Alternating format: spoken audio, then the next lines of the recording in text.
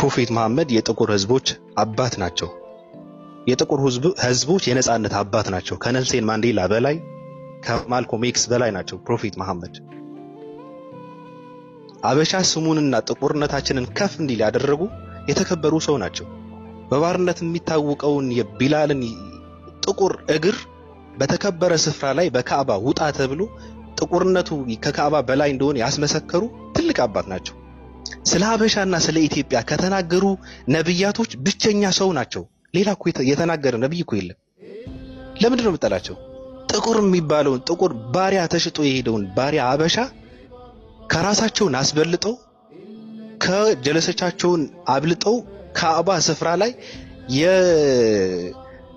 የጓደኞቻቸውን ትከሻ ረግጠው ወጥቶ ከካዕባ በላይ ከፍ እንዲል ያደረጉ ሰው ናቸው። ውደዳቸው። የነጻነት አባት ናቸው። አንተ የምትለው አይሻ ለምን አገባ፣ ፕሮፌት መሐመድ ሐሰተኛ ነብይ ነው ምናምን የምትለው ተረት ተረትህን ቂጥ ውስጥ አስገባው። የሚሰማ ሰው የለም። ካሁን በኋላ እናስነብበዋለን። ትክክለኛ ታሪኩ ትውልዱ እናስነብበዋለን። ማንንም ሰው ቦታውና ክብሩን ይሰጠዋል።